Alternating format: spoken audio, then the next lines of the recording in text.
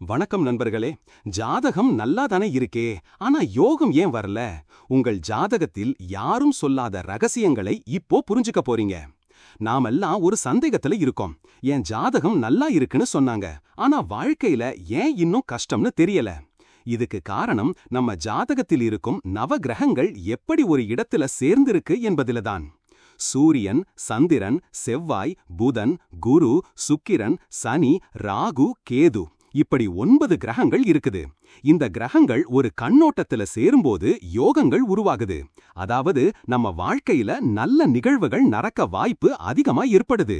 அதே மாதிரி அமிர்த யோகம், சித்த யோகம், சுபயோகம் மாதிரியான தினசரி யோகங்களும் இருக்குது. இவை நாளும் நட்சத்திரமும் சேரும் நேரத்துல வரும். இவை பஞ்சாங்கத்திலே சொல்லியிருப்பாங்க. இது போல நாச யோகம், மரண யோகம், பிரபலாரிஷ்ட யோகம் போல சில மோசமான யோகங்களும் உண்டு.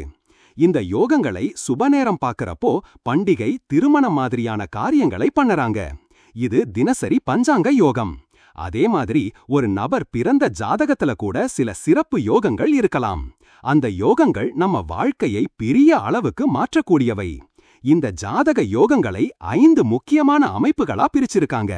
கேந்திர ஸ்தானம், கிரகங்கள் 1, 4, 7, 10 இடத்துல இருக்கும்போது.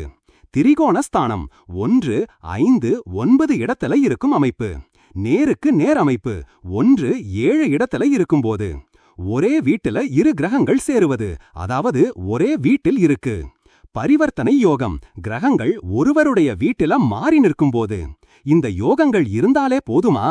இல்லை, அந்த யோகங்கள் வாழ்க்கையில் வேலை செய்யணும் அப்படின்னா அந்த கிரகத்துக்கான தசாபுத்தி வரணும். அப்போதான் அந்த யோகம் முழுமையாக வேலை செய்யும். பொதுவா 300க்கும் மேலா யோகங்கள் இருக்கு ஜாதகத்தில்.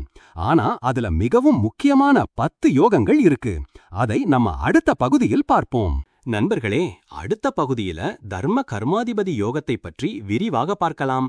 யார் யாருக்கு என்னென்ன பலன் கொடுக்கும், எந்தெந்த ராசிக்காரர்கள் இந்த யோகத்தினால நன்மைகளை அடைவார்கள் என்று அடுத்த வீடியோவில் பார்க்கலாம்.